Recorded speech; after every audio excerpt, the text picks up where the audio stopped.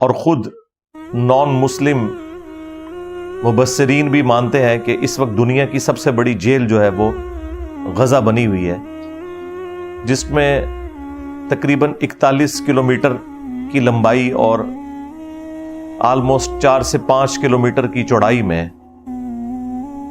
20 لاکھ سے زیادہ مسلمان رہ رہے ہیں۔ دنیا میں اس سے بڑی کوئی جیل نہیں ہے، اور واقعتاً وہ جیل ہے، کیونکہ جیل کا کنٹرول باہر سے ہوتا ہے۔ غزہ کا سارا کنٹرول اسرائیل کے پاس ہے، خواہ انہیں پانی دینے کا ایشو ہو، بجلی دینے کا ایشو ہو، ان کے اس ایریے میں کوئی خوراک جانے کا معاملہ ہو، ٹوٹلی کنٹرولڈ ہے۔ اور یہ جو عموماً ہم جسے باڑ کہتے ہیں، جو 2 سائیڈوں کے اوپر لگی ہوئی ہے، ایک تو لمبائی والی سائیڈ ہے اور ایک تھوڑی چوڑائی والی سائیڈ، اور تیسری سائیڈ کے اوپر میڈیٹرینین سی ہے، اس میں بھی قبضہ اسرائیل کا ہی ہے۔ چوتھا ایک بارڈر بچتا ہے ایک مسلمان ملک مصر کا، وہ بھی ایسا کوئی کوآپریٹ ان کے ساتھ نہیں کرتا، انہوں نے بھی اپنا وہ رفح والا بارڈر بند کیا ہوا ہے۔ تو یہ جو باڑ آلموسٹ آپ سمجھ لیں 50-60 کلومیٹر پہ پھیلی ہوئی، یہ باڑ کوئی صرف یہ نہیں ہے کہ کوئی انہوں نے کوئی جالی کی باڑ لگا دی ہوئی ہے، وہ اتنی مشکل ہے اس کو عبور کرنا۔ 100 میٹرز کے اوپر بیریئرز ہیں اور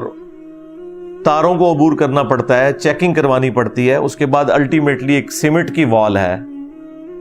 اور وہ زمین میں بھی گہرائی تک ہے کہ کوئی نیچے سے سرنگ بنا کے بھی نہیں جا سکتا، یعنی پراپر جیل والا معاملہ ہے۔ جیل کے اندر بھی یہی ہوتا ہے نا، جیل کے اندر قیدی جو ہے وہ اس باؤنڈری کے اندر تو آزاد پھرتے ہیں، دن کے وقت ان کو کھلا چھوڑ دیتے ہیں سوائے جو خطرناک قسم کے ہیں، لیکن الٹیمیٹلی وہ باہر تو نہیں آ سکتے۔ تو یہ دنیا کی سب سے بڑی جیل ہے، جہاں 20 لاکھ کے قریب مسلمان آباد ہیں، اور انہیں کوئی بیسک رائٹس بھی حاصل نہیں ہے۔ ہم نے اس حق کو بلند کرنا ہے، کیونکہ اس امت کی رسپانسبلٹی ہے۔ کنتم خیر امۃ اخرجت للناس تأمرون بالمعروف وتنہون عن المنکر وتؤمنون باللہ،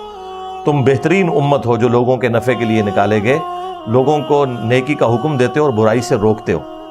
اور اللہ پر ایمان لاتے ہو جیسا کہ ایمان لانے کا حق ہے۔ تو یہ برائی سے روکنا یہ ضروری ہے۔